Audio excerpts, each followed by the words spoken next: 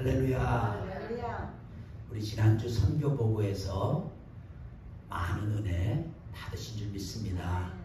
저도 아프리카 아직 한 번도 못 가봤고 또 아프리카 선교 얘기는 들었지만 사실 막연했는데 이렇게 박종렬 선교사님과 그분의 아내 박봉애 선교사님, 영어 이름 존 앤 메리 파크 선교사님들 통해서 케냐, 특별히 마사이 족속들 가운데 하나님이 어떤 일을 이루고 계시는가 증거해 주시고 또 말씀 주셔서 참 많은 은혜를 받았습니다. 제가 1986년도에 미국으로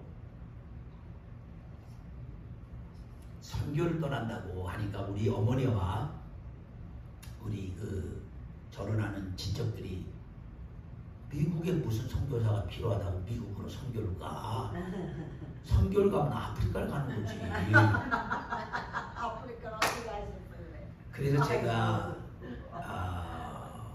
자그마치 36년을 선교지에 와 있는데도 불구하고 그 미국이라는 나라는 잘 사는 나라고 선진국이고 미국이 오히려 복음을 우리나라에 전해준 나라인데 그런 나라를 선교하러 왔다니까 도무지 그 마음에서 도와주고 싶은 마음도 없고 참 저는 많이 섭섭했죠. 미국서 36년 동안 선교한다고 어렵게 지내는데 가정이나 아는 사람들이 하나도 지원을 안 해요. 근데 아프리카를 간다 하면 뭐예요? 다들 지원해요. 불쌍해요. 도와주고 싶어요. 그 마사이족들 애들 맨발로 다니면서 발바닥이 다 공기고 막 진물이 나고 그냥 하루에 한 끼도 못 먹다가 선교사님을 통해서 그 콘, 옥수수와 그 콩하고 섞은 그 죽 한 끼 딱 먹여주는데 그만 먹고도 애들이 생기가 막 발랄해지고 이런 소리 들으면 막 우리 마음에 뭐야 도와주고 싶잖아요.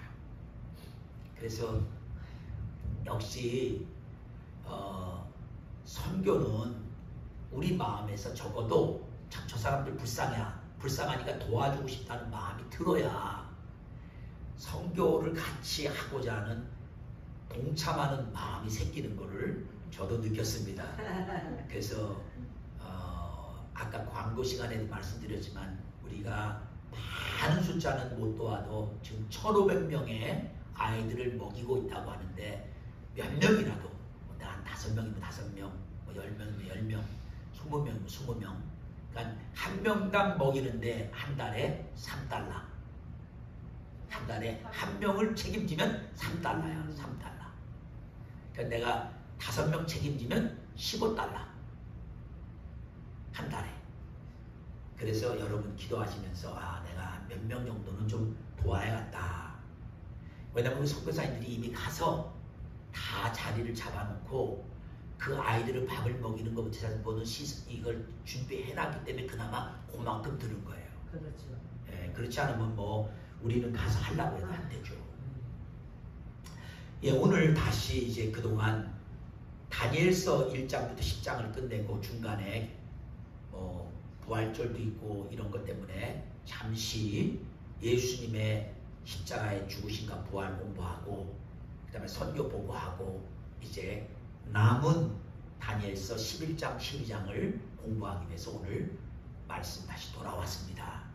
오늘 다니엘서 11장은 우리가 다니엘서를 공부해서 알겠지만 그 예언 다니엘에게 천사를 통해서 앞으로 일어날 것들에 대해서 예언을 해주시는 그 내용 중에서 10장, 11장, 12장이 하나의 환상이에요. 근데 그 중에 10장은 영어로 프롤로그라 그리고 프롤로그는 뭐예요? 예?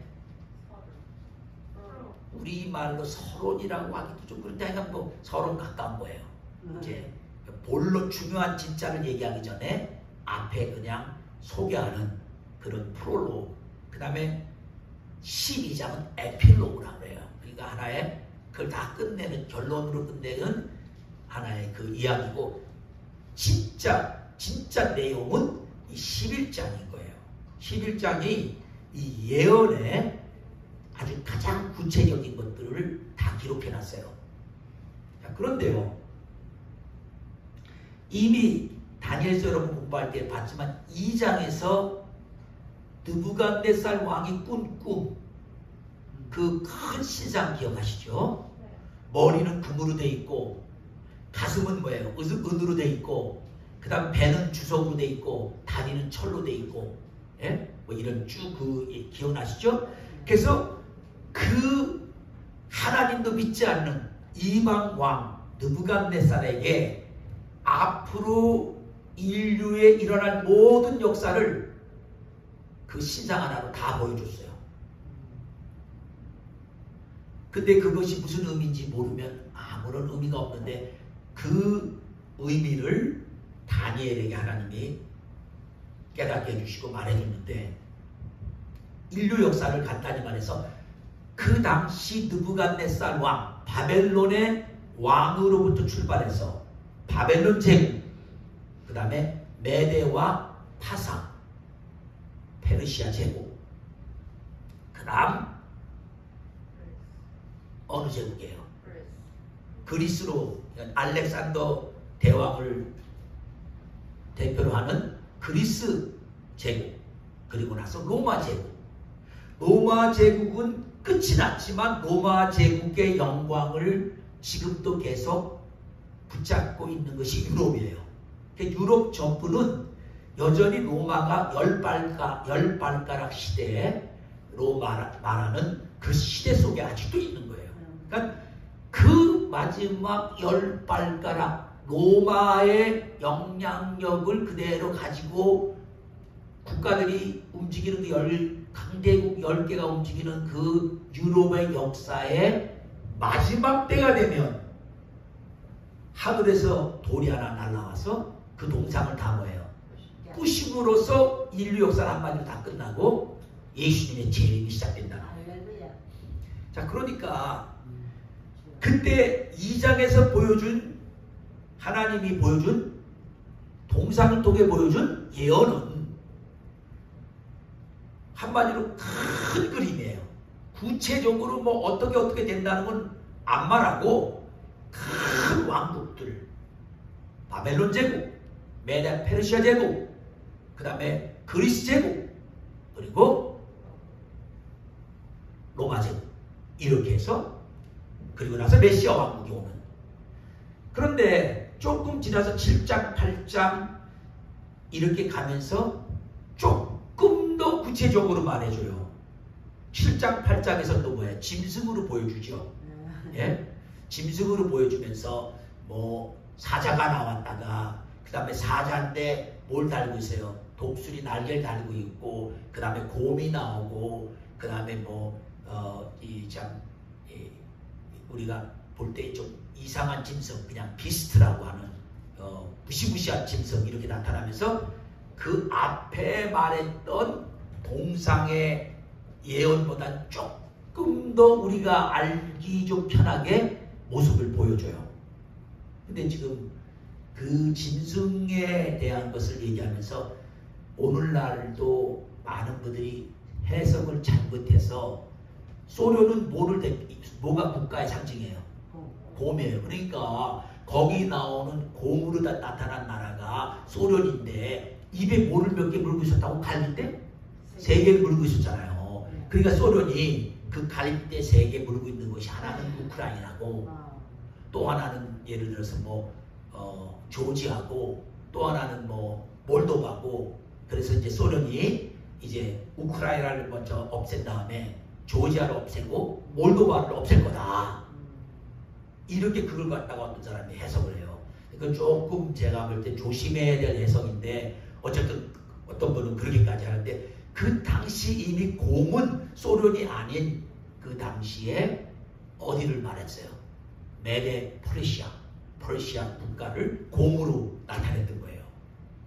그래서 바벨론 제국이 끝나고 메데 페르시아 제국이 생겼을 때 그 제국이 다 어디를 먹어요?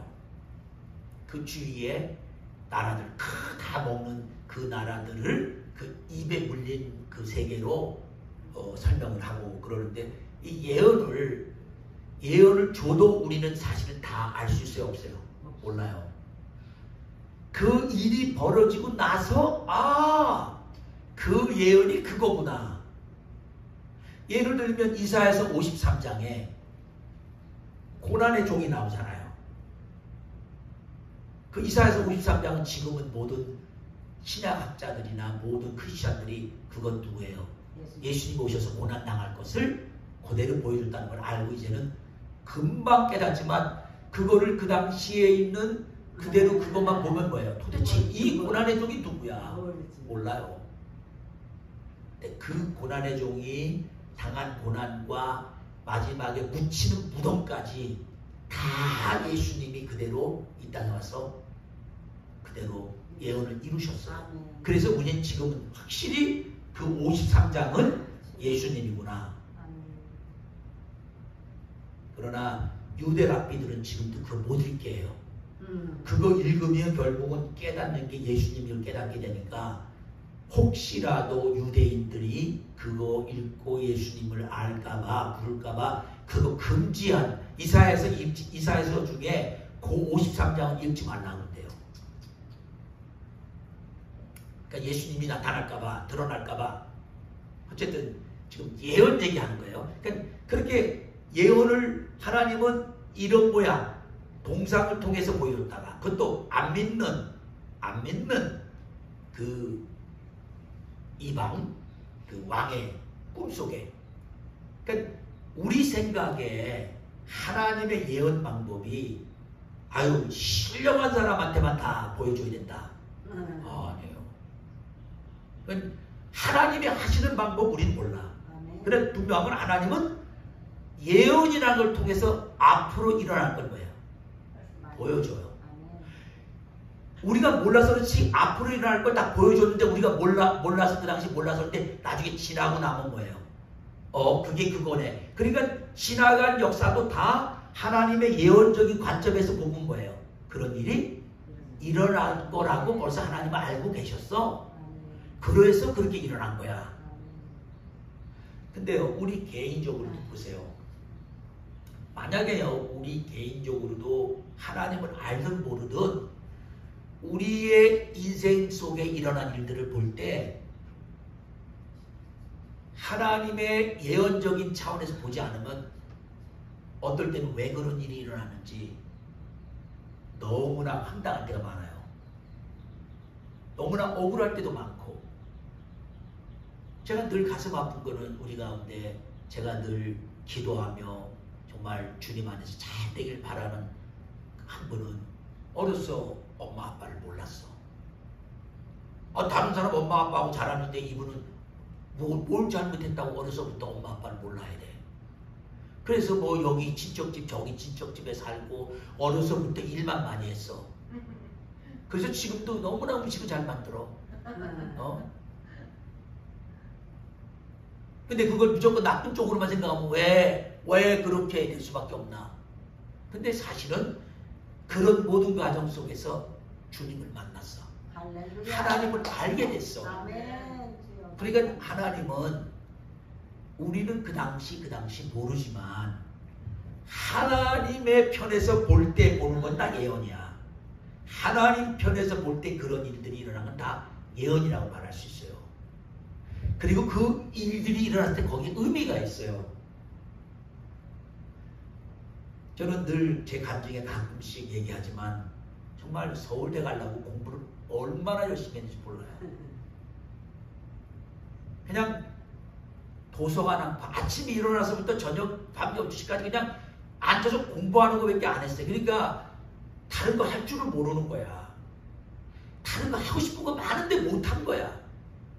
근데 막상 서울대 법대 원서도 내보지 못하고 선생님이 고대 가라. 너 대통령 되는 게 꿈이니까 대통령이 되려면 고려대학교 가는 나를 돌려버려갖고 원서도 못 넣는데 그게 얼마나 나는 상처가 되는지. 진짜 그것 때문에 대학교 1학년, 2학년은 매일같이 술 마시며 지냈어요. 그 바람에 결국은 더 절망 속에 갔다 예수님 만난 거예요. 할렐루야. 그 사람마다 인생 속에 어떠한 일들이 일어나는데 나는 모르지만 하나님 편에서 그런 일이 벌어질 것을 하나님은 아시니까 하나님이 보시는 입장에서 예언이야. 자, 그런데 오늘 이 11장은 제가 아까도 말했지만 10장과 11장, 12장은 하나의 패키지, 하나로 붙어있는 환상 속에 본 건데 특별히 이 11장은 막연하고 큰 이런 예언이 아니라 아주 구체적인 일들을 너무나 많이 기록해놨어. 그럼 이 사건을 기록한 그 다니엘 시대에 다니엘링을 받아 기록했는데 기록하는 이때부터 이 사건들이 일어나는 시대는 얼마 후예요? 250에서 300년 사이야. 자, 여러분, 이게 아무것도 아닌 게 아니에요. 오늘 지금 우크라이나와 러시아가 싸우고 있는 이 시점에서부터 250년을 걸러가봐요. 언젠가. 미국 뭐예요? 독립전쟁이 일어난 시대야. 자, 미국이 영국으로부터 독립하기 위해서 독립전쟁이 일어나면서부터 지금까지 있었던 역사, 세계 역사 속에 얼마나 많은 역사가 지나갔어요, 지금. 별의별 역사가 다 지나가요. 그 중에 가장 큰 제1차 세계대전, 제2차 세계대전, 한국전쟁, 베트남전쟁, 이라크, 아프가니스탄, 얼마나 많은 전쟁이 들어갈지 몰라요.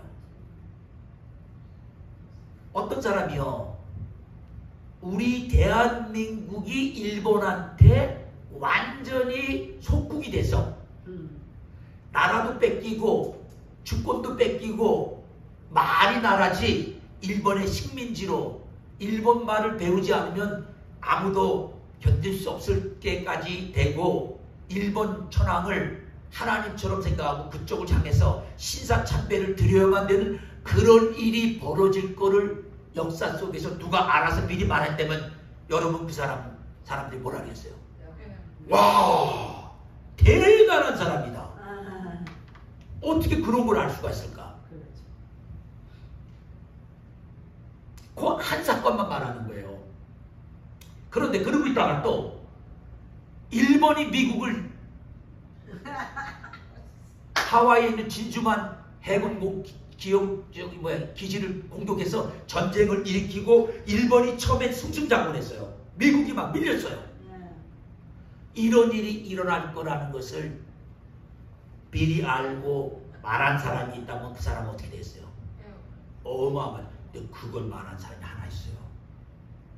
이승만 대통령이 미국에서 박사학위를 받고 우리 한국을 도와달라 미국에 막 부탁을 하고 있을 때 이승만 대통령이 박사학위 받은 프린스턴 대학 학장이 윌슨이라는 분인데 그분이 미국 17대 대통령이 된 거야. 윌슨 대통령이야. 이분이 작은 나라들이 다 주권을 되찾고 국가로서 독립해야 된다는 윌슨의 자유자결주의라는 그 운동이 일어났어요. 근데 그때 이승만이 그 미국의 지도자들한테 일본을 조심해라. 일본이 미국을 친다 그랬더니 미국 분들이 다 뭐라 그래요? 미친놈이 진짜 이상한 소리 하네. 일본이 어떻게 미국을 쳐? 말도 안 되는 소리 하고 있네. 왜냐하면 일본과 미국하고 관계는 좋았거든요. 원래가. 근데 일본이 아시아 지역을 점령하면서 뭐야? 그 꿈을 완전히 이루려면 미국을 저쪽 유럽에서 독일이 다시 싹쓸이 하고 있잖아요. 그러니까 미국을 일본이 쳐야 이 모든 뜻이 이루어진다고 생각하고 친 거예요. 그거를 이승만 대통령은 본 거야. 그래서 설명했는데 다 정신 나간 놈이라고 했다가 진짜 그 일이 벌어지니까 그날부터 이승만은 거야. 미국 정치계에서 이 사람 대단한 사람이야. 그리고 그분이 쓴 책, 글이 미국에 있는 모든 지도자들이 다 읽어야 될 필독소로 해갖고 다 프린트해갖고 나눠줬어. 사건 하나 맞췄는데, 일본이 미국 친다는 사건 하나 맞췄는데 그렇게 인정을 받아요.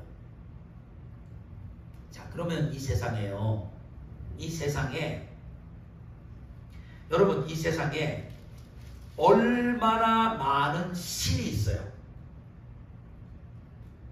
다 보면 자기네들이 믿는 신이 있잖아요. 뭐 힌두교 우리가 볼 때는 뭐 우습게 보지만 힌두교 가보세요. 인도의 힌두교를 따르는 사람이 10억이 넘어.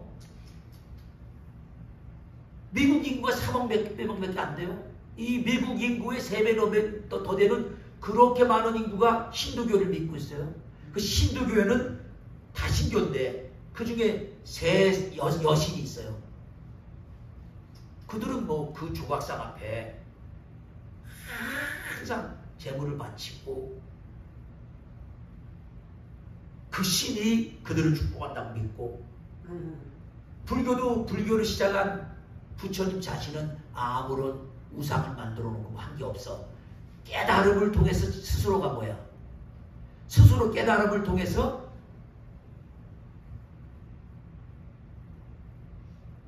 어떤 경지에 이르러서 도를 깨닫고 신비한 극락세계에 간다고 생각하는 그런 정도를 얘기했지, 무슨 뭐 부처님 상을 내 상을 만들어 놓고 나한테 빌면은 내가 뭐 축복해준다 이런 거 없어. 근데 지금 그 불교가 아직도 뭐야, 전 세계에 어마어마하게 많은 아시아 나라 다 가는 거예요. 다 뭐야, 부처님 상 만들어 놓고 두루노 있는 부처님 상, 앉아있는 부처님 상, 어떤 부처님 상은 뭐야, 막 몇 메타, 10, 20m, 30m, 50m, 60m 막 이렇게 크게 만들어 놓고 그 불상 앞에 가서 뭐야, 빌어. 지금도요, 우리 한국에 많은 부모님들이 애들 입학시험 앞에 두고 뭐야, 가서 얼마를 내야 돼요. 대학 입학시험을 위해서 이거 빌어 달라 그러면 거기에 맞는 돈을 내야 돼. 그런 걸 다 합해서 뭐 모슬렘은 모슬렘대로 모든 세계 종교들이 다 자기들이 믿는 하나님이 있다고 해요. 그리고 그게 눈에 안 보이면 상을 만들어. 자, 그런데 그거를 성경은 하나님 외에 다른 걸 다 뭐라 그래요? 우상이라고 그래요. 그걸 우상이라고 해요. 그래서 이사야서 오늘 아까 읽었던 말씀에서, 예? 이사야서 41장 보면 하나님께서 답답하니까 거짓 신들을 믿고 있는 사람들에게 나 여호와가 말하니 너희 우상들은 소송하라. 이사야서 41장 21절. 나 여호와가 말하니 너희 우상들은 소송하라. 야곱의 왕이 말하니 너희는 확실한 증거를 보이라. 자, 한번 나하고 재판해보자는 거예요. 하나님이 나는 야곱의 왕이야, 이스라엘의 왕이란 말이야. 하나님은 하나님을 증거할 때 확실하게 항상 말해요. 아멘. 이스라엘의 왕이다. 막연한 하나님이 아니라 아브라함을 부르고 그 후손 가운데 야곱을 이스라엘로 바꿔서 나라로 발전시켜서 그 이스라엘의 하나님이 되고, 이스라엘 백성들은 그 하나님을 자신들의 하나님이라고 언약 관계를 맺고 시작한 나라, 그 나라의 하나님은 자신이 왕이래요. 그러면서 다른 모든 신들, 세상에 있는 모든 다른 신들에게 한번 나하고 재판 한번 해보자. 그러면서 뭐라 그러세요? 장차 당할 일 우리에게 진술해봐. 앞으로 뭔 일이 일어나는지 한번 너 말해봐. 그 다음에 전에 일어난 것이 있다면 그 일이 왜 일어나는지 한번 말해봐. 니네들이 신이라며. 신이면 알아야 될 거 아니야. 신이면 앞으로 무슨 일이 일어나야 되고, 전에 일어났던 일이면 그거 왜 일어났는가 한번 말해보라고.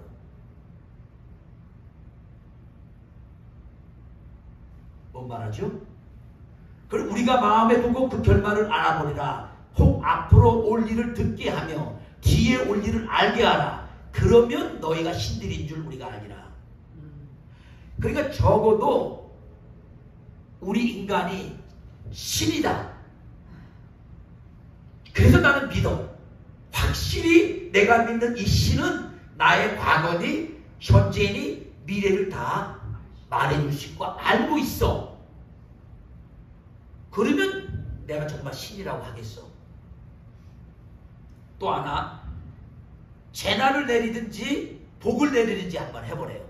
그러면 내가 신인 걸 알려주겠다는 거예요. 그러니까 이 세상에 일어난 재난이나 복은 다 누구한테로 온다는 거예요. 우리 하나님, 야곱의 왕이신 여호와 하나님, 그분 외에는 없다는 거예요. 그래서 우리가 어떤 재난이 오면 하나님께 무릎 꿇고 회개하고 겸손해지라는 거예요. 재난이 왔는데 무슨 쓸데없는 이상한 우상에다 절하면서 아이고 비나이다 비나이다. 그들은 그런 자기네들이 믿는 우상들이 그렇게 벌을 주는 줄 알고 그래요. 아니라는 거예요. 그러니까 이 얘기 뭐냐면요, 이 세상에서 내가 진짜 하나님이다 하고 말하실 수 있는 분만이 과거와 현재와 미래를 다 뭐예요? 다룬다는 거예요. 그 중에 미래에 일어날 것은 예언이라고 말하는 거예요.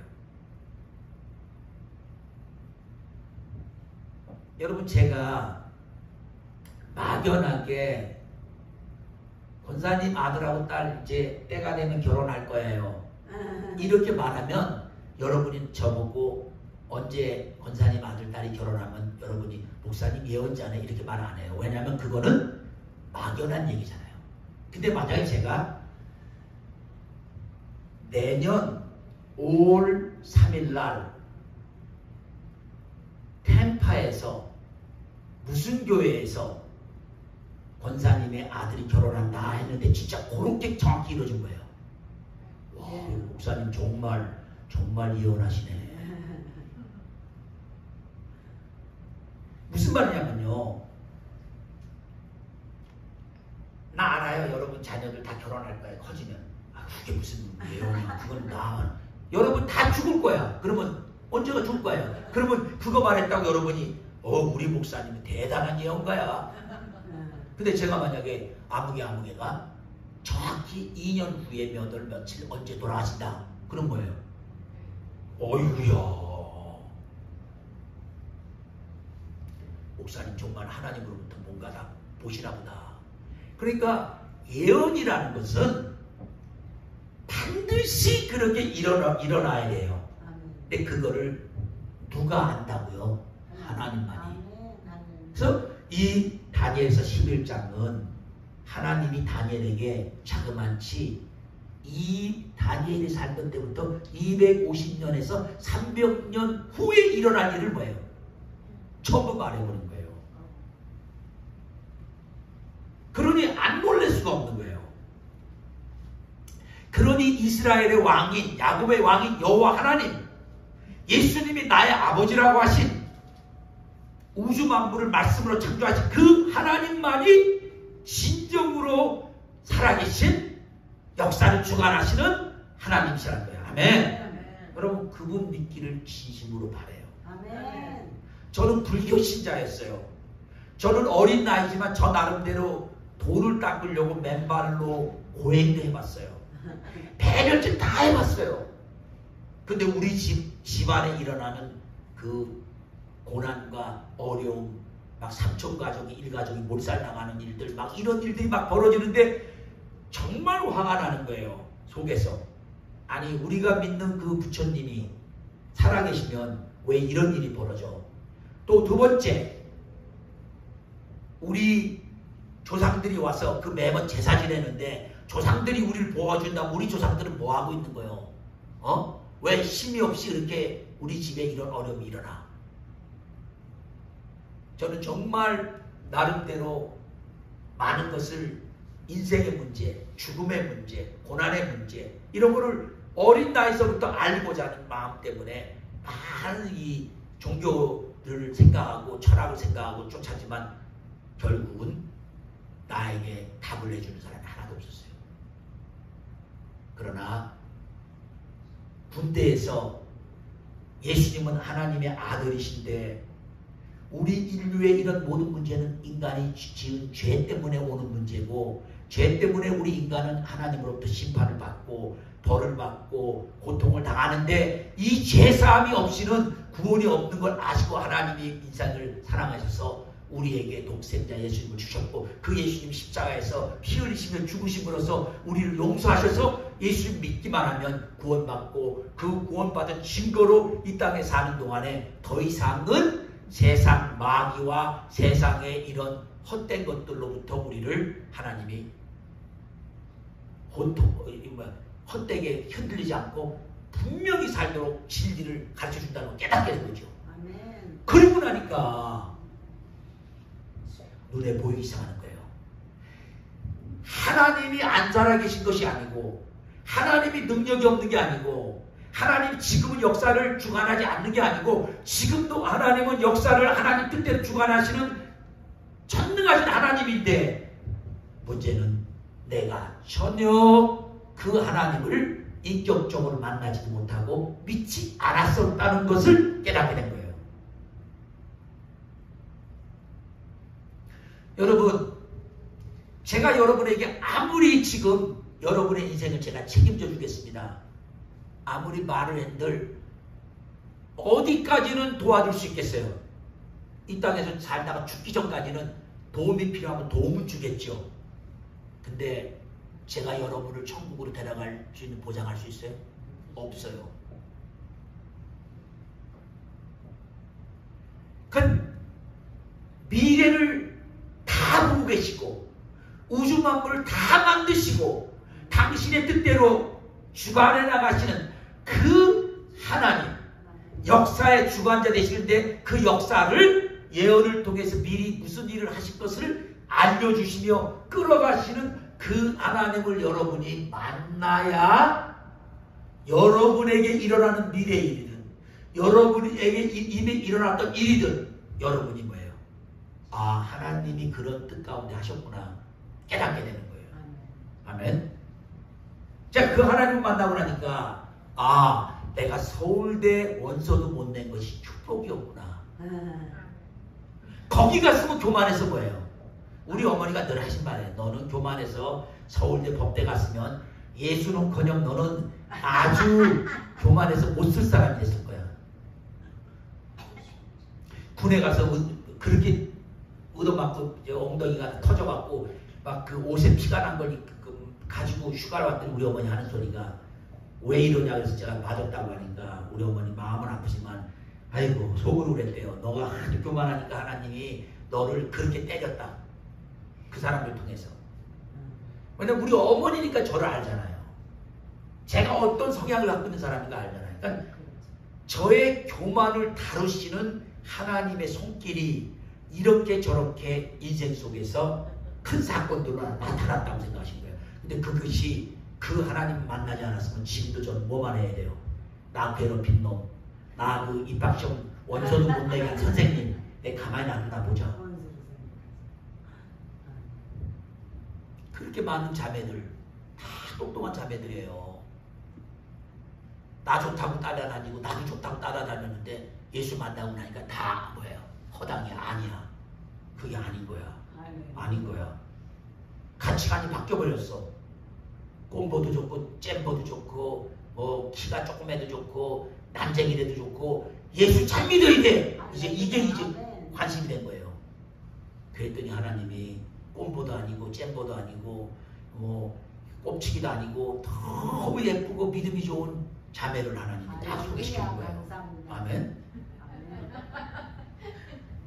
그러니까 여러분 이 인류 역사를 주관하시는 이 하나님을 만나느냐 안 만나느냐 이렇게 다른 거예요. 그러니까 여러분 교회를 주일이 되면 나오셔야 되고 다니시기 중요해요. 근데 그냥 교회 나오고 교회 다닌다는 거 갖고는 아무 의미가 없어요. 이 역사의 주관자이시고 이 역사를 주관하시고 인도해 가시되 미리 예언하셔서 어떻게 하신다는 걸 우리 인류에게 보여주시는 이 하나님을 야곱의 왕이시며 만주의 주요 왕의 왕이요 예수님을 우리의 구주로 허락하신 이 하나님을 여러분이 개인적으로 아버지로 여러분의 하나님으로 만나야 돼요. 아멘. 그렇게 될 때 여러분이 누굴 만나도 자신있게 한번 해보자. 당신이 믿는 하나님은 뭐라고 있느냐? 당신이 말하는 당신의 우상으로 말하는 그 신은 도대체 뭐를 알고 있느냐? 말해보라고. 정말 하나님을 이렇게 이사야에게 당시에 많은 사람들이 하나님 살아계신 이 하나님을 안 믿고 그냥 주위에 많은 우상 숭배를 하고 있으니까 참 묘한 건요. 그러면 하나님 믿는 이스라엘 백성들이 당연히 하나님 믿어야 되잖아. 근데 믿었어요? 안 믿어. 이웃 사람들이 믿는 우상을 같이 따라서 뭐야? 기웃 믿어.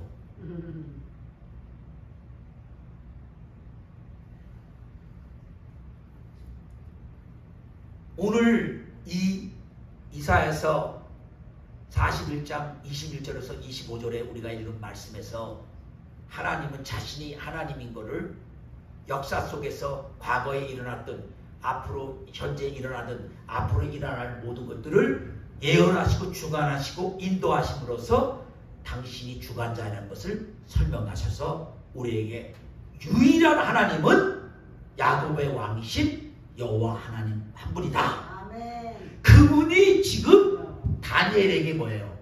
다니엘이 사는 시대부터 앞으로 250년이 지나서 앞으로 일어날 거를 다 말해준 거예요. 그러니까 이 일이 역사에 벌써 이미 다 뭐예요? 일어나 버렸어. 그랬더니 역사학자들이 너무나 정확히 맞으니까 뭐야? 이거 다니엘이가 쓴 거 아니야. 다니엘이 어떻게 250년 전에 일어나지 않은 걸 미리 보고 썼겠어? 이거 분명히 다니엘이 썼다고 이름을 썼지만 이미 그 일이 다 일어난 후에 다 일어난 거 보고 나서 일어날 거라고 썼다 이거예요. 마치 무슨 말이냐면요. 10년 전에 소련이 우크라이나를 쳐서 지금 전쟁이 일어났다는 것을 어떤 사람이 10년 전에 말을 했다고 했는데 보니까 다 지나고 나서 전쟁 끝나고 나서 일어난 거 보고 나서 적었다 이렇게 생각하는 거예요. 그런데 하나님을 몰라도 많이 몰라서 하는 소리죠. 하나님은 이 모든 걸 다 뭐예요? 아시는 거예요. 아멘. 그 11장은요 한마디로 다니엘 이후에 일어날 인간사의 세상 왕들이 어떻게 서로 싸우는가를 보여주는데 그 왕들의 통치 속에서 보면 인간적인 야망, 복수심 이런 것들로 다른 나라를 침략하고 또 자신들의 탐욕을 태우기 위해서는 백성들을 마구 죽이고 약탈하고 이런 일이 서로 반복되는 거예요. 그 다음에 또 한 가지는 한 나라가 너무 강력한 나라가 됐는데 우리 생각엔 그 나라가 영원히 갈 것 같잖아요. 근데 조금 지나면 다 사라졌어요. 그래서 오늘 저희가 말씀이 길어서 다 못 읽었지만 다니엘서 11장 45절 마지막에 보면 그 왕이 너무너무 강력하게 모든 걸 정복하고 잘 살 것 같아갖고 영화로웠는데 그가 망할 때쯤 되니까 아무도 도와줄 자가 없다. 그래서 이 세상에서 어떤 자든 최고의 권력을 누리고 가장 강한 그 나라를 세웠어도 그가 영원한 것이 아니라 때가 되면 하나님이 그를 데려가시는데 그 엄청난 힘을 갖고 있던 사람조차도 아무도 뭐예요? 도움을 받지 못하는 인간의 가장 비참한 모습을 보여주고 있어요. 그러니까 세상 역사는 마지막 때에 가서 결국은 다 끝나고 그 세상 역사가 끝나면 누가 온다는 거예요? 예수님이 재림하시는 거예요. 그러니까 우리의 소망은 이 땅에 누가 통치하든 이 땅에 거기에 소망을 둬서는 안 돼요. 제가 미국 와서 유일하게 도널드 트럼프 4년 동안 정말 내 기분이 좋았어요. 그렇게 시원시원하게 우리 기독교 민주주의 자유주의의 생각을 대변해서 말해주면서 정말 멋지게 정치하는 사람 처음 봤어요.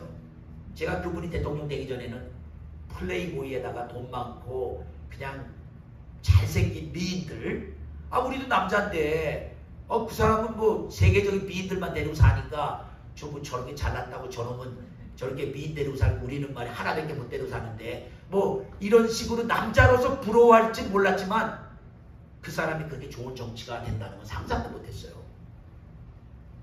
그래서 많은 소망을 걸었는데 당연히 2번 할 줄 알았죠. 근데 딱 4년 만에 그것도 상대방이 얼마나 말도 제대로 못하고 빌빌대고 다들 신에 걸렸다는 둥 하는 그 사람이 오히려 대통령이 됐어요. 유세하러 다니지도 않아. 유세도 하러 다닐 힘도 없고 그냥 가만히 있는데. 그러니 하나님이 당연히 그걸 통해서 우리에게 또 보여줄 게 뭐예요? 사람을 의지하면 거지.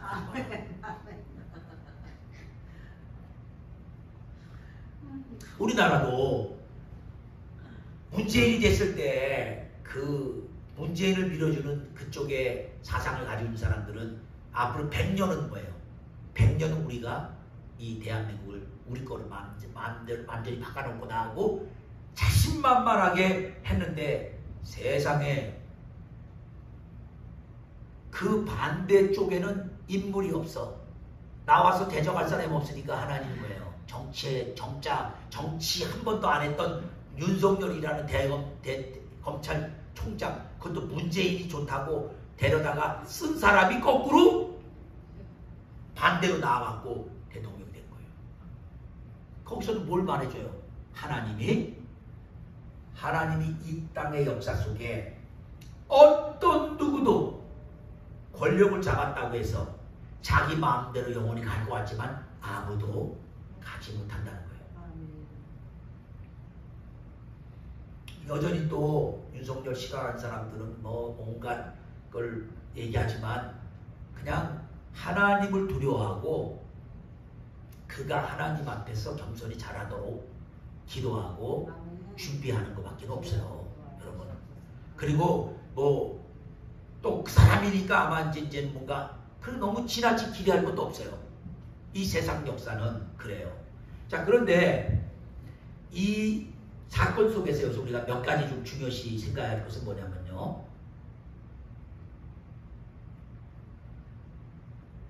다니엘서 11장 1절에 보면은요. 10장 21절 끝나는 말을 계속해서 1절이 이어지는데 여기 말씀에 무슨 내용이냐. 바사 제국이 패권을 잡았을 당시 하늘의 투생에서 미가엘을 강건케 한 자는 주님 자신이었다. 이걸 말해주고 있어요. 그래서 공중에서 항상 영적인 전쟁이 일어나는 거예요. 어떤 강대국이 나라가 있으면 이 강대국 나라를 하나님이 간섭하시러 미가엘 천사를 보내든 하나님의 군대를 보내잖아요. 천국을 보내면 이 밑에서는 뭐예요? 그 나라를 쥐고 있는 악의 영들이 또 뭐예요? 같이 싸우는 거예요. 그러면 싸우다 안 되면 결국은 누구의 도움을 받아야 돼요? 우리 주님이에요.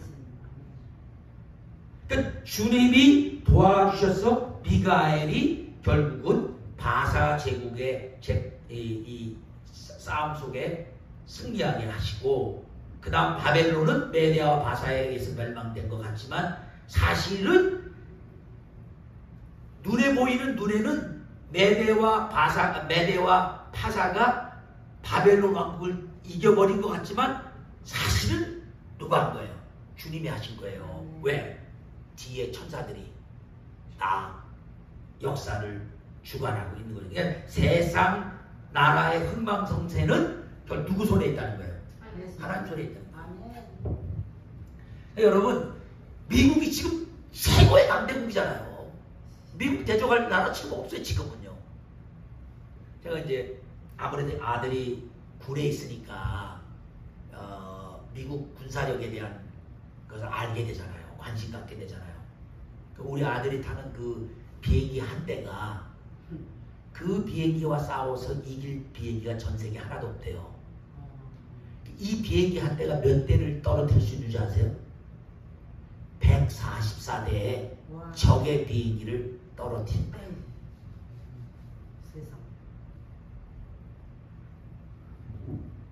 근데 그 이 비행기는 한 번도 아직 싸운 적이 없대요. 왜냐면 덤빌 놈이 없대요. 이 비행기가 떠서 싸울 만한 아직 전쟁이 없대요. 이 비행기를 보낼 필요가 없는 거예요, 아직. 제가 그런 얘기 들을 때마다, 야, 미국 대단한. 그럼 이 비행기는 엊그저께 만들었어요? 아니에요. 30년 전에 만든 거예요. 와. 그러니까 미국의 기술이 30년 전에 이미 다 이렇게 엄청난 기술이 있는데 지금은 이 비행기 말고 새로운 걸 또 만들려고 다 준비가 돼 있어요. 그러면 어느 날 이 비행기 다 뭐야? 뒷전으로 사라지고 또 새로운 비행기가 나오겠죠. 그럼에도 불구하고 어마어마한 그 강력한 군사력과 함께 경제력을 가지고 있는 이 나라가 영원히 갈 것 같지만 어느 날 주님이 때가 됐다고 한 거예요. 없어져요. 그냥 쫙 없어져요. 역사 속에서 지금 다 그래왔어요. 로마 제국이 1000년을 갔어요. 여러분. 미국 지금 역사가 300년도 안 됐어요. 1000년을 갔기 때문에 로마 제국이 너무나 강대해서 아무도 로마 제국은 뭐예요? 멸망하지 않을 거라고 봤잖아요. 더 이상 로마 제국이라는 이름으로는 없어요. 그 로마 제국의 근간이 된 게 뭐야? 이태리라고. 이태리. 그 후로 이태리 이태리 자체 나라는 별로 힘을 못 써요. 좀 잘했다가 또 뭐 망하고 경제적으로도 주로 여행 출애물 그렇죠? 그러니까 그 관광객들 대상으로 돈을 버는 나라로 됐는데 지난 3년 동안 팬데믹 때문에 많이 못 가는 바람에 어려움을 많이 당한 나라 중에 하나죠. 누가 그러고 그 중국도 한때는 뭐예요? 당나라 이런 때는 나라는 얼마나 당나라 때는 강했는지 중국의 모든 그 막 2만 대가 넘는 그 전쟁 배들이요 전 세계를 다니면서 다 무용을 했다는 거예요. 유럽까지도 다 왔다 갔다. 지금 다시 그 꿈을 꾸고 뭐예요? 공산당으로 돼갖고 중국이 세계에 지금 두 번째 나라로 부산에서 미국을 이겨보려고 난리치고 있잖아요. 그러니까 어떤 나라가 강해졌다가 약해졌다가 우리나라 역사에서는요. 우리나라 지금이 가장 뭐예요? 최고의 영향력을 미치고 있어요. 현재. 이것도 역사학자들은 아무리 역사를 연구해도 이렇게 될 수 있는 요소가 없어. 너무너무 하나님이 축복하시는데 그럴 수밖에 없는 게 전 세계에서 가장 많은 선교사를 보내는 나라가 미국이고 두 번째가 한국이야. 그러니까 하나님께서 하나님의 일을 위해서 하나님 나라 확장을 위해서 선교사를 보내는 이 두 나라를 1, 2등으로 축복해 주시는 거예요. 아멘. 그러나 하나님께서 볼 때 이 나라가 하나님께서 이제 더 이상 쓸모없는 나라가 돼서 버려버린 거예요. 끝나는 거예요. 그러니까 세상 역사는 하나님 주관한다는 걸 정확히 보여주는 거예요. 그 다음에 오늘 그 11장 2절 말씀에는요. 이제 내가 참된 것을 내게 보이라 이렇게 했는데 이 말씀 미래의 진정한 역사를 보여주시겠다는 거예요. 그러니까 하나님이 보실 때 참된 거는 반드시 그렇게 이루어지는 것. 그래서 미래에 어떤 일이 벌어질 걸 보여주는데 성경은 정말 하나님의 기록된 말씀이고요. 진리고요. 참되고요. 성령의 감동으로 하나님의 감동을 입은 사람들이 하나님으로부터 받아서 기록한 거예요. 누구도 성경의 글을 자기가 생각해서 쓴 건 하나도 없어요. 이 다니엘서 전부 다 다니엘이 뭐예요? 하나님이 천사를 통해서 뭐예요? 주신 거를 받아 적은 것 뿐이에요. 그래서 진정한 저자는 성경의 저자는 받아 적은 사람들이 있지만 그 뒤에 진짜 성경의 저자는 하나님 자신인 거예요.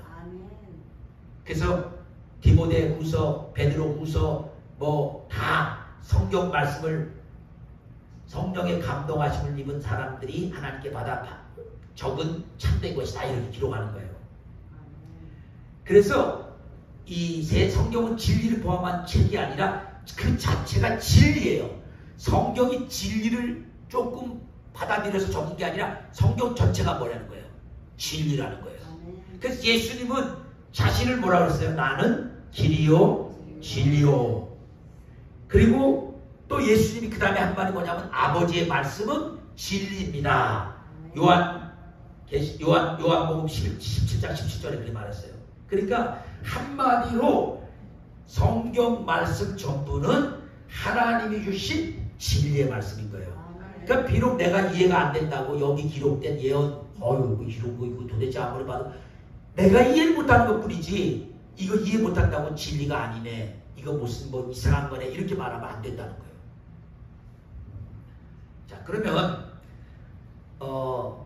빨리빨리 소개만 해드릴게요. 제가요. 이건 자세하게 하게 하면 이게 한 20-30시간 걸리는 역사 공부인데 2절, 그러니까 지금 이제 돌아가서 다니엘서 11장에 2절부터 4절까지의 그 2절, 3절, 4절, 요 3절에 대한 내용은 바사 제국은 메데와 페르시아를 붙여서 하는 말이에요. 그러니까 바벨론 제국이 끝난 후에 그 후에 오는 바사 제국의 크세르크레스와 헬라의 알렉산더 대왕에 관한 이야기예요.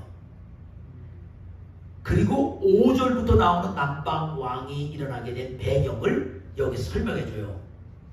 바사에서 일어날 세 왕은 고레스 왕, 캄비세스 왕, 다리오 왕, 히스타스페스라는 사람이에요.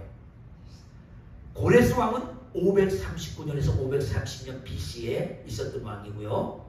캄비세스 왕은 530년부터 522년 BC, 그러니까 예수 탄생 전을 BC라고 그러죠. 있었던 일이고요. 이 분이고, 다리오 왕은 522년부터 486년 BC에 있었던 왕인데, 네 번째 왕이 크세르크세스라는 왕인데, 그 사람은 BC 486에서 465년 있었던 왕인데, 이 사람이 바로 에스터 있죠. 성경 에스터에 나오는 에스터의 남편 왕 아하수에로 왕이에요. 이 사람이 나라를 부욕해가고 경제 대국으로 만든 후에 이를 기초해서 군사력 강대국이 되었는데, 많은 군대를 동원해서 헬라를 쳐서, 헬라는 그리스를 말하는 거예요. 그러니까 알렉산더 대왕이 나오기 전에 그 그리스를 가서 살라미스 전투에서 승리를 해요. 그래갖고 막 그 승리에 엄청난 그거를 가지고 기분이 좋아서 나중에 또 전쟁 나가기 전에 에스더서에 그 잔치 벌이죠. 잔치 벌이는데 자기의 원래 여왕이, 이 아하수에로 왕이 나와서 좀 멋있는 걸 보여주려니까 순종 안 해갖고 폐위시키잖아요. 그리고 에스더가 되잖아요. 그 잔치가 다음 또 전쟁 나가려고 전쟁에 승리하고 막 한마디로 어마어마하게 싸움을 잘했던 왕이에요. 근데 결국 어떻게 망하냐면요, 전제국을 격동시키고 국고를 전쟁을 위해서 계속 사용하다가 국력이 쇠퇴해서 망하게 돼요. 그 망하는 그 후에 헬라에서 누가 나타나요? 알렉산더가 나타나요.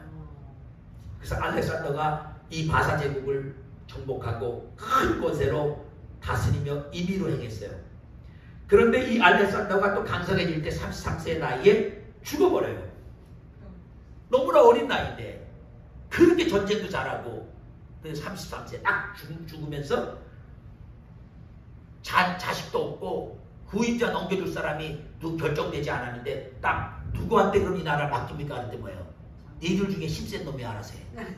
그래서 4명의 장군이요 나눠서 다스린 거예요. 그 이야기가 2절부터 4절까지 얘기고요. 그 다음에 5절부터 27절까지 얘기는요, 남방나라라고 여기 나오는 애국과 북방나라라고 말하는 시리아 간의 전쟁이에요. 그러나 이 남방나라 애국도 북방나라 시리아도 다 알렉산더가 남겨놓은 그 4명의 장군들이 다 나눠서 지배하는 나라인 거예요.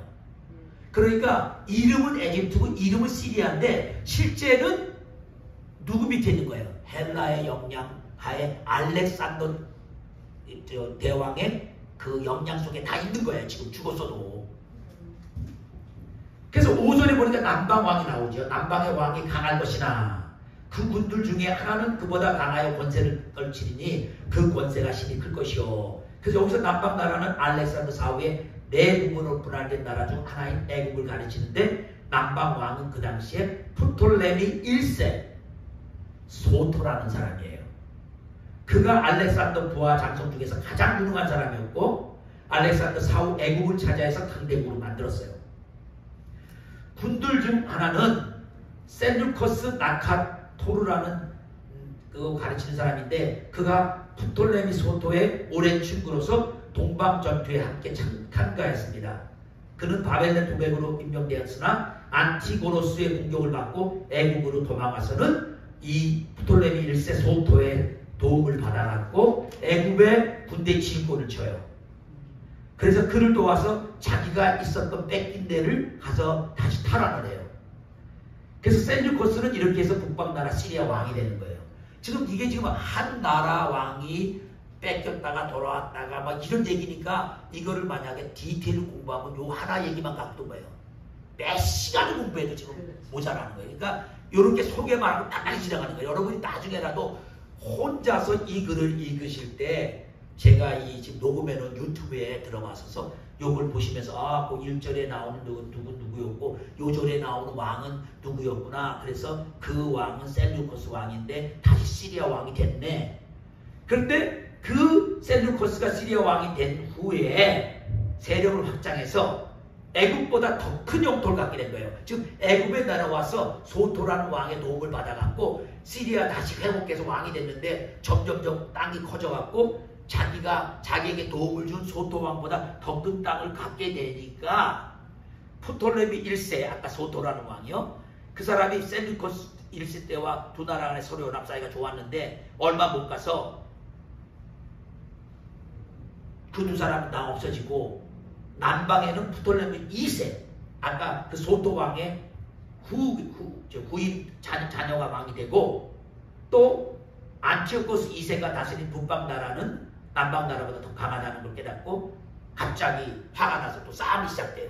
그러니까 이 전쟁이요, 저놈이 나보다 더 세졌네? 그럼 싸우면, 아니 백성들을 다스리라고, 백성들이 편안하라고 다스리라고 놔뒀는데 그래요.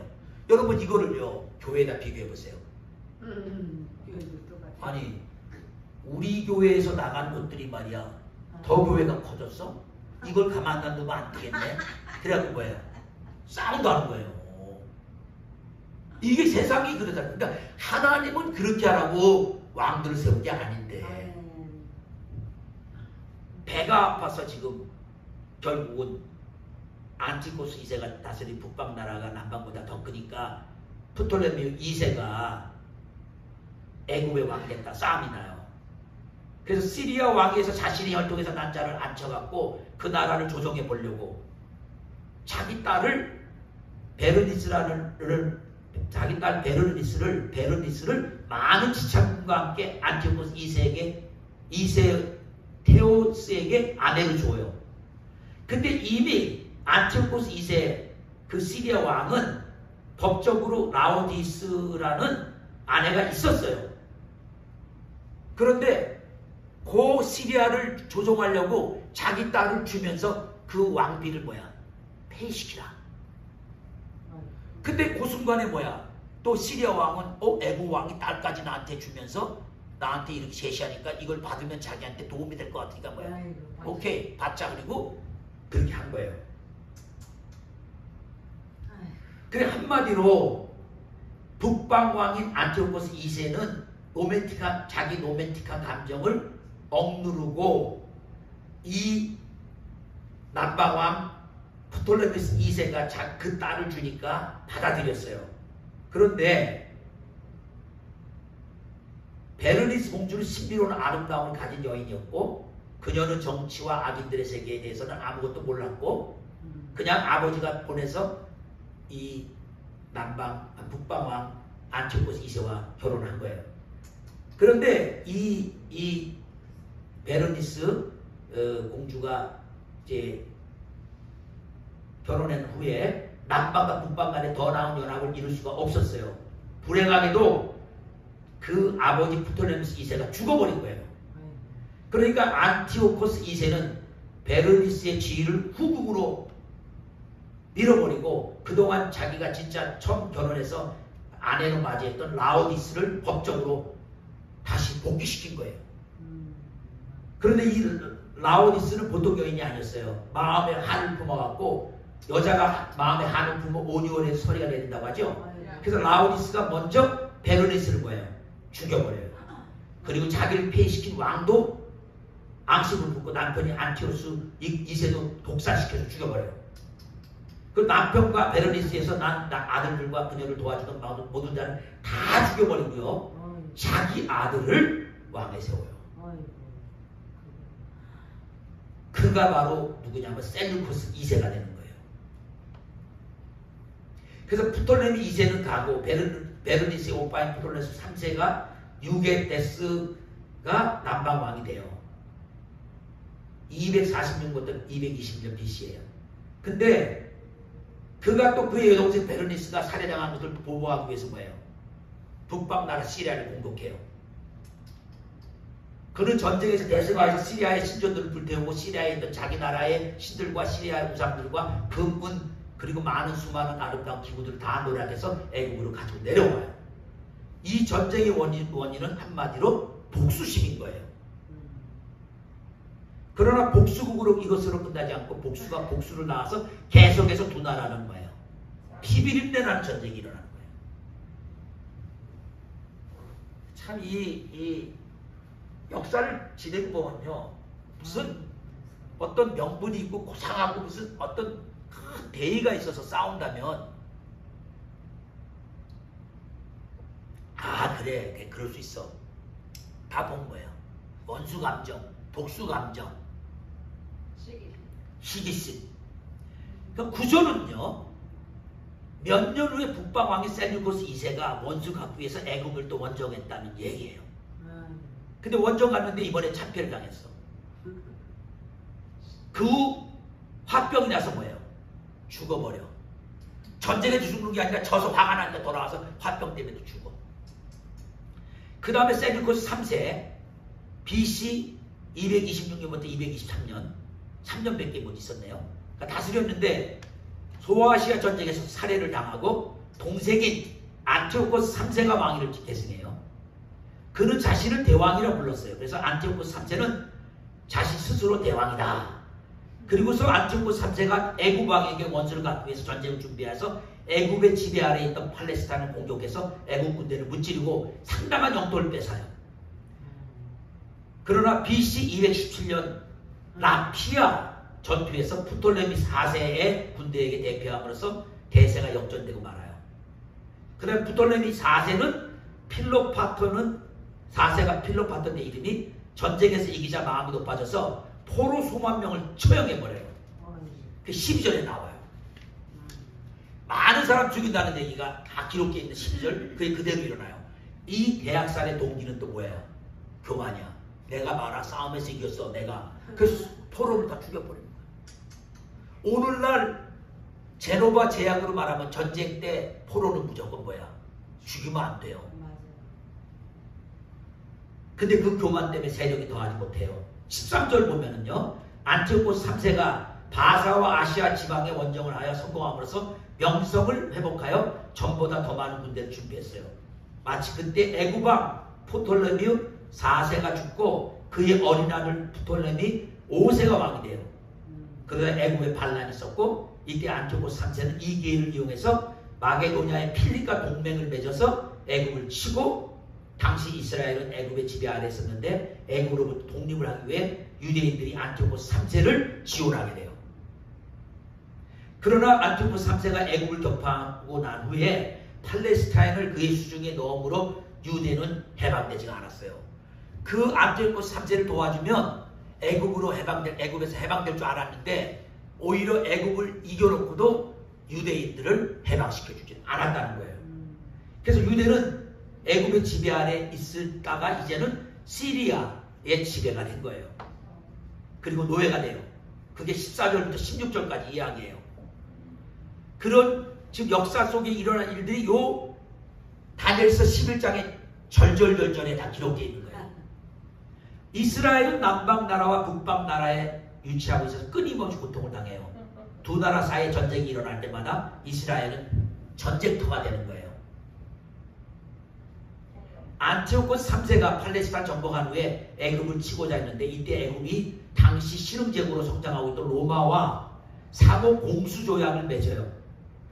요전까지는 로마가 아직까지 힘을 쓰지 않는 아직 나라로서 별로 이렇게 그 발전이 안 되고 있었는데 요때부터 서서히 이제 로마라는 나라가 이제 나오기 시작하는 거예요.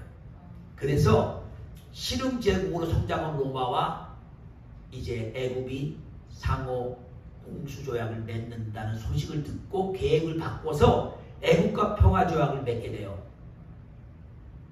그는 머리를 써서 그의 딸인 클레오파트라를 애굽의 포톨레미스 5세 에피파네스에게 주어요.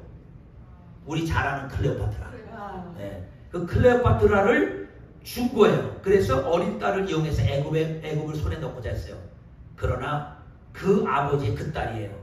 클레오파트라가 결혼한 후에는 아버지 편에 서지 않고 자기 남편 편에 서서 자기 남편을 부추겨서 로마와 동맹을 맺고 로마로 하여금 시리아를 공격하게 해요. 그래서 아버지 안티오코스 계획을 완전히 치명적으로 타격 주게 만들어요. 여기서 우리는 딸은 시집을 가면 아버지 편이 아니라 자기 남편 편이라는 평범한 진리를 배워요.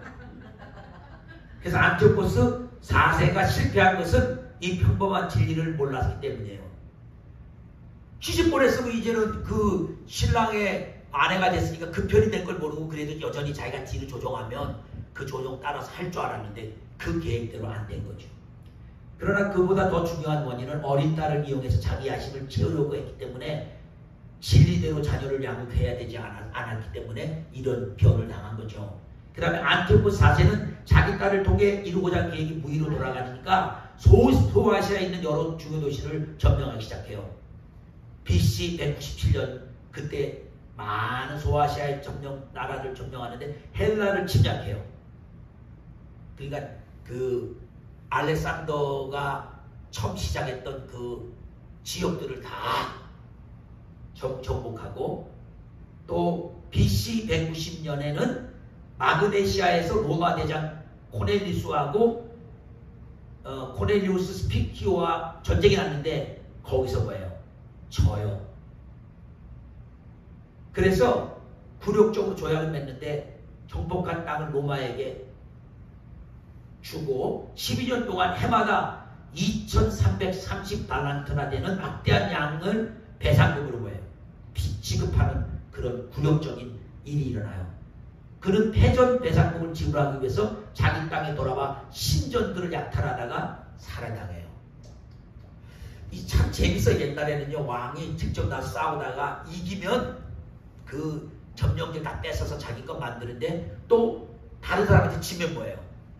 그 사람한테 굴복하고 조약을 맺고 이렇게 하니까 다 지켜야 되는 거예요. 그러니까 2330 달란트를 매년 줘야 되니까 돈이 어디 있어? 그러니까 안 되겠구나 해갖고 가서는 신전이라고 저런 곳들 있잖아요. 신전에 뭐 보면 금은 뭐가 많이 있잖아요. 다 가서 막 약탈시키니까 신전을 건드리네 하고 살해를 당해버린 거예요. 왕인데. 그래서 20절 말씀이요. 20절 말씀 꼭 이렇게 말하는 그 절들은 꼭 집에 가서 다시 한번 읽어보세요. 다니엘서 11장 20절 말씀은 안티오코스 3세의 뒤를 이어서 왕이 된 셀류코스 필로파트로에 관한 이야기예요. 그러니까 너무 놀라운 건요. 이렇게 20절이 기록될 때는 우리는 아무리 읽어봐도 모르는데 역사가 지나가는데 뭐야. 어머나. 안티오코스 3세를 이어서 왕이 된 셀류코스 필로파토스에 관한 얘기가 20절에 그대로 기록되어 있네. 역사가 깜짝 놀라면 이거 정말로 그대로 일어나는 거예요. 그는 아버지 뒤를 이어 왕이 되었지만 그의 제2기간에 선왕이 남겨준 무거운 전쟁 배상금을 지불하는데 다 보내야 돼요. 그러니까 자기 아버지가 전쟁에 져서 보상금을 내주는 걸 못했은 거야. 그 다음 왕이 된 아들이 뭐야. 계속 또 줘야 돼. 그 전쟁 배상금 지불하는 마지막 12년 되는 해에 이를 지불하기 위해 예루살렘 성전의 금은 기술물을 다 약탈해요. 그러니까 안 되겠다. 우리 아버지가 지은 이걸 다 갚아야 되는데 돈은 없으니까 예루살렘 성전에 가면 뭐야? 거기 금, 은, 뭐 이런 게 많다니까 그걸 약탈하라고 명령을 했는데 얼마 안 있어 재무관, 자기의 그 왕의 그 재무 돈을 감당하는 재무관 헬리오도투스에게 독사를 당해 죽어요. 죽이고 나서 헬리오도투스가 섭정왕이 돼요. 그 다음에 21절부터 45절까지요. 길게 오늘 모든 절이에요. 21절부터 45절 전부는요. 안티오코스 4세라는 에피파네스라는 사람의 이야기예요. 이 사람은 마지막 시대에 예수님 오기 전에 7년 모든 환난 때 나타날 누구와 같다는 거예요. 적그리스도와 같은 일을 해요. 그가 왕위에 어떻게 올랐는가 21절 말해주는데 비천한 사람인데 왕이 될 만한 내면이 전혀 없는 비열하고 야곱한 사람이었는데 그를 가르쳐 외경 마카비서에서는 죄가 가득한 싹이라고 이렇게 말해요. 그런 그가 안티고스 3세의 둘째 아들이었는데 아버지가 로마에게 패배당할 때 인질로 로마에 끌려가서 14년 동안 있었어요.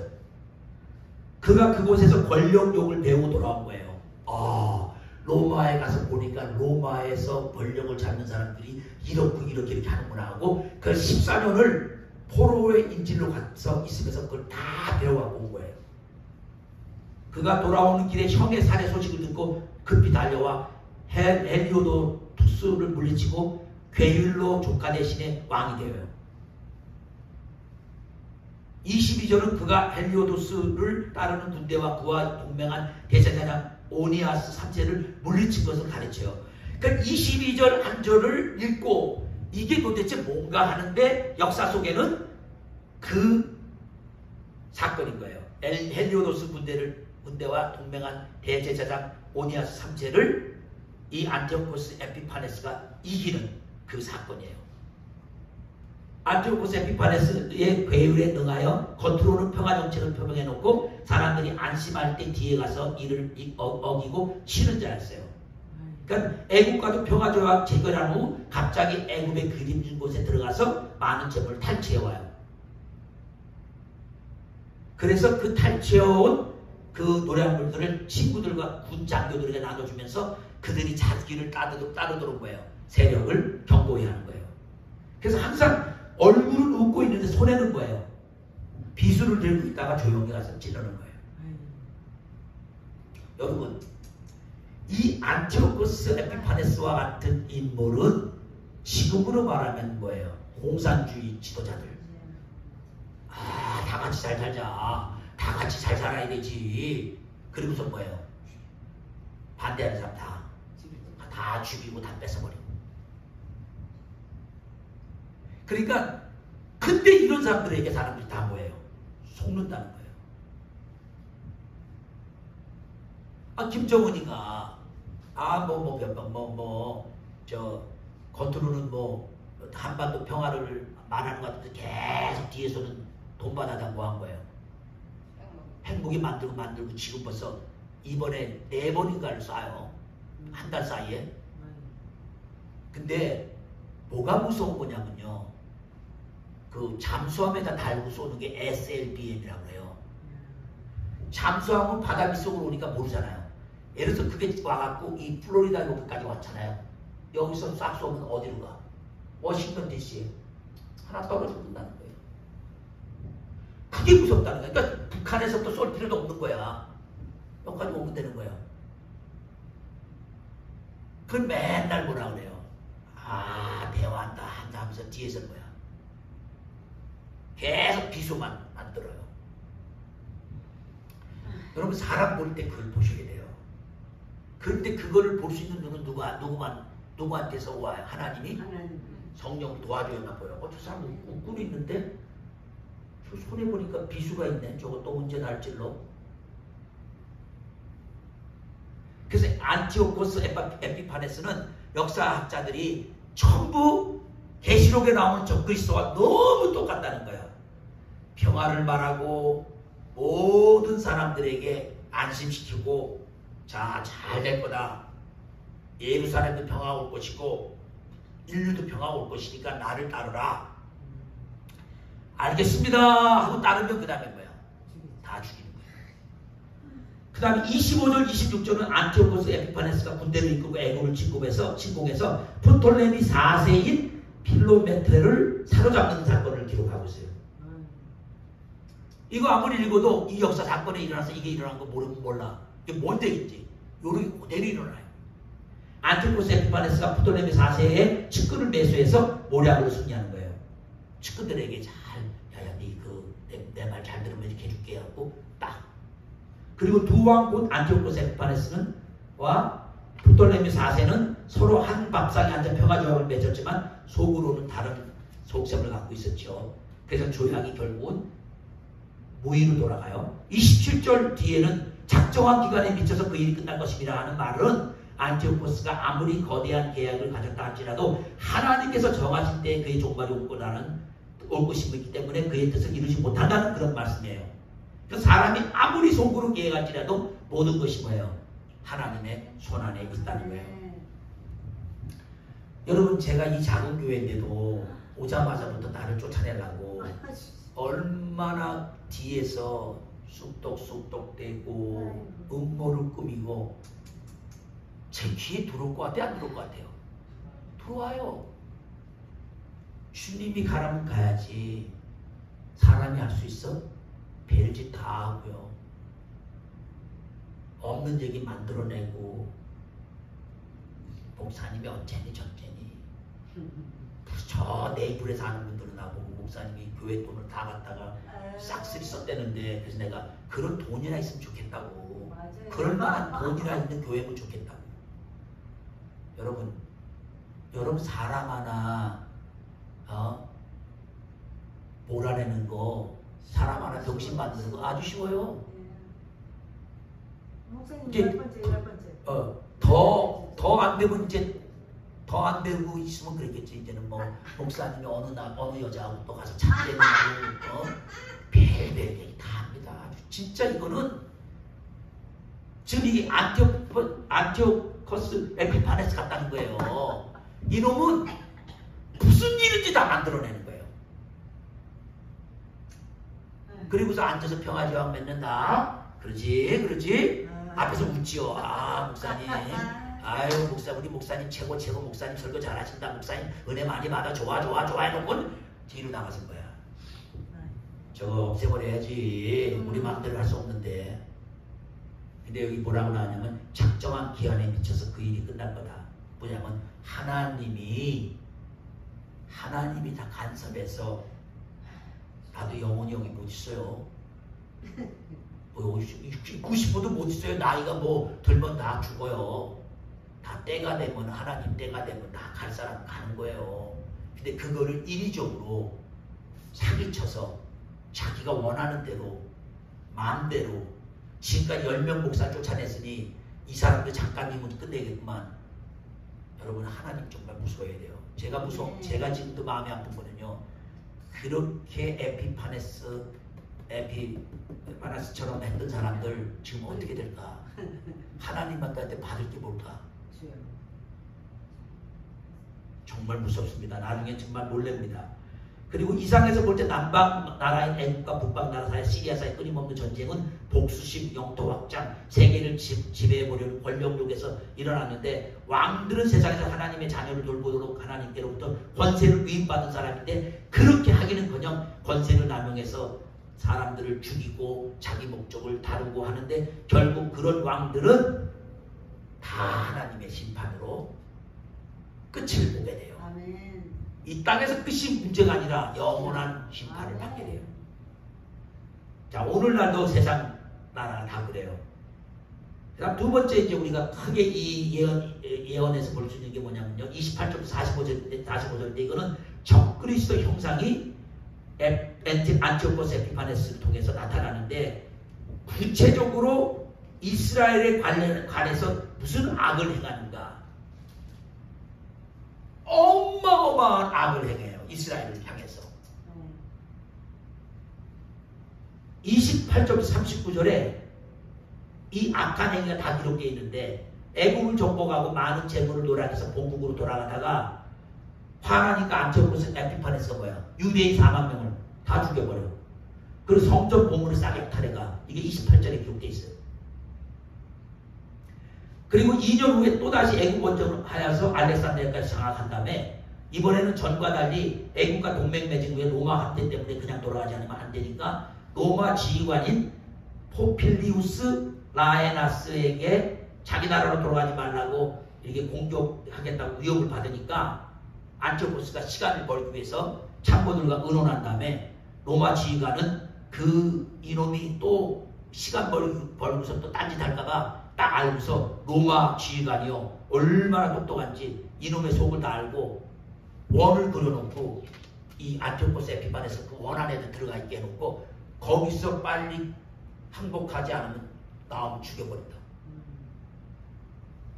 그러니까 안소가 넘어가니까 뭐예요? 할 수 없이 잘못했다고 돌아가는 거예요. 이제 손 띄고 우리 애굽에서 손 띄고 돌아간다고 돌아가는데 그 생각이니까 화가 나잖아. 그러니까 돌아가는 게 화김에 뭐예요? 이스라엘 사람들도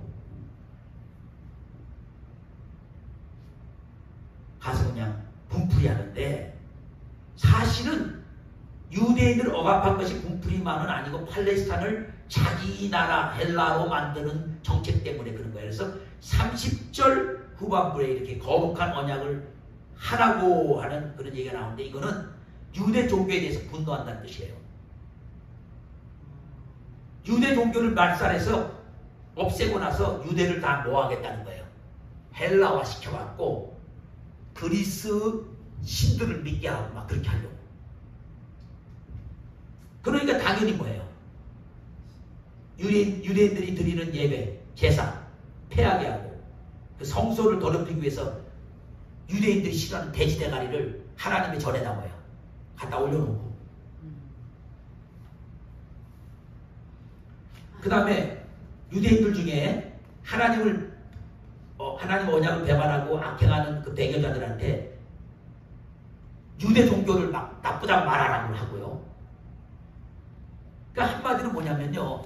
기독교를 믿다가 핍박당하니까 뭐야. 나 안 믿겠어 하는 사람들로 하여금 거꾸로 기독교를 뭐야. 공격하게 하는 거예요. 일제시대 때 많이 하는 방법이에요.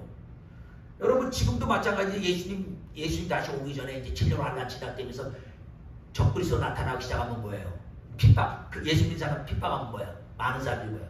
배교예요. 아이고 못 살겠네.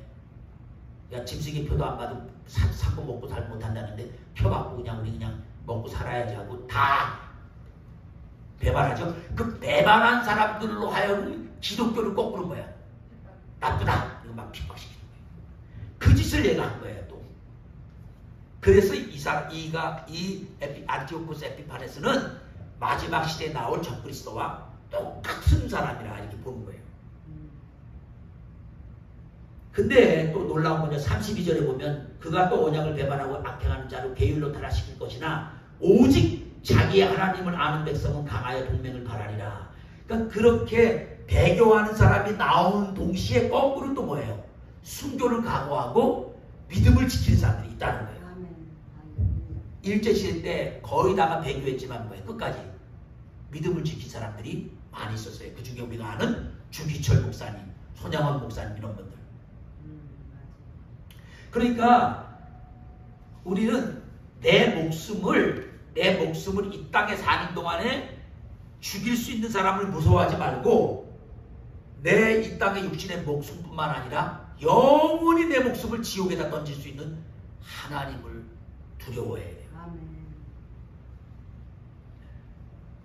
그러니까 항상 이런 어려운 시대가 오면 배반하는 사람도 무지하게 나오고 반대로 끝까지 믿음을 지킨 사람이 나와요. 제가 아무리 이 작은 교회에서 그런 어려움을 당해도 여러분 그런 가운데도 흔들리지 않고 믿음을 지키는 여러분 때문에 저는 여전히 힘있게 사용할 수 있는 거예요. 아멘. 마치 그런 용감한 믿음의 사람들이 꼭 남는다는 거죠. 33절에는 백성 중에 지혜로운 자가 많은 사람을 가르칠 것이요 그들이 칼날과 불꽃과 사로잡힘과 약탈을 당하여 여러 날 동안 쇠패하리라. 그러니까 막 잡혀서 칼과 불꽃에 막 이렇게 약탈을 당하는 어려움을 당할지라도 백성 중에 지혜로운 자가 많은 사람을 뭐라고요? 가르친다는 거예요. 그러니까 아무리 어려운 시대가 와도 뭐예요? 우리 믿음을 지키는 사람은 또 다른 사람을 뭐 해야 돼요? 가르쳐야 돼요. 반대로 배교한 사람들은 기독교가 어떻다 뭐 요즘도 뭐 맨날 무슨 뭐 기독교가 개독교다 무슨 뭐 기독교가 더 악하다 그게 떠드는 사람은 좋다 이거 떠들라고 놔둬요. 그럼 우리는 끝까지 뭐예요? 믿음을 지키고 아니다. 예수님을 참으로 믿으면 예수님을 진짜 믿으면 진리로 살아야 된다. 목숨을 바꿔서라도 진리로 살아야 된다. 그러니까 우리가 여러분 기죽지 말고요. 아무리 세상이 악하고 잘못돼가도 여러분을 하나님이 붙들고 계시고 여러분을 통해서 이 땅에 어두운 세력에 빛을 비치기 원한다는 걸 알고 여러분이 알고 있는 주님의 말씀을 뭐예요? 나눠야 돼요. 아멘. 그래서 35절에 보면 믿음이 연단되며 정결케 되며 시게 되어 마지막 때까지 이르게 된다는 것을 말해주고 있어요. 사도 베드로가 베드로전서 1장 7절에 시련의 의미를 이렇게 말했어요. 너희 믿음의 시련이 불로 연단하여도 없어질 금보다 더 귀하여 예수 그리스도 나타나실 때 칭찬과 영광과 존귀롭게 하느니라. 그러니까 어려운 시대를 통해서 우리의 불순물이 다 뭐예요? 제거되고 정금 같은 순결한 믿음을 갖게 된다는 거죠. 그러니까 우리는 에피파네스, 안티오코스 에피파네스 같은 악한 자가 나오는 시대를 원치는 않지만 그런 시대가 올지라도 도망갈 게 아니라 이때 오히려 우리의 믿음을 정결케 해야 된다는 것이죠. 36절에서 45절까지는 적그리스도의 특징을 말해줘요. 안티오코스 에피파네스 적그리스도의 모형인데 적그리스도 역할을 했어요. 그래서 불공정하고 교만하고 잔인하고 스스로를 높여서 모든 신 하나님보다 더 높였어요. 그가 만든 주화에 자기 추상화를 넣고 거기에 데우스라는 글자를 남겼어요. 그래서 지금도 그 유물로 남아있어요. 안티오코스 에피파네스가 그 당시 자기네가 쓰는 동조를 만들었는데 거기다 자기 이름을 넣어놓고 얼굴을 넣어놓고 하나님이다 이렇게 기록해놨어요. 인간은 하나님 영화롭게 하고 하나님의 아들 예수 그리스도의 은혜를 선전하기 위해 태어났는데 적그리스도는 하나님을 두려워하지 않을 뿐만 아니라 이상한 말을 하면서 하나님을 대적하고 신성모독을 일삼고 결국 마지막에는 자기가 하나님이라는 착각을 하는 거예요. 그게 37절에 그렇게 나와 있죠. 당시에는 메시아를 낳고자 하는 소원을 가진 경건한 여자들이 많았는데 적그리스도는 이 여인들의 단지 경건한 생활을 하기 때문에 핍박하고 괴롭혔어요. 적그리스도는 모든 신들을 부인하지만 한 가지 공경하는 신이 있는데 그게 뭐냐면요. 38절에 보면요. 그 대신에 세력의 신을 공경할 것이요. 또 열조가 다 알지 못하던 신에게 금은 보석, 보물을 들여 공경할 것이며 그러니까 적그리스도가 공경하는 신은 세력의 신이에요. 군사력을 증가할 힘으로 모든 것을 할 수 있다 생각하는 거죠. 또 다른 하나의 신은 열조가 알지 못하던 신, 즉 사탄을 말하는 거예요. 적그리스도는 사단의 조종을 받고 있기 때문에 사탄을 숭배하고 적그리스도는 온갖 보물을 들여 사탄을 숭배해요. 적그리스도는 자기에게 아부하는 자에게 권세를 주고 뇌물을 받고 땅을 분배하는 일을 해요. 그게 39절에 기록되어 있어요.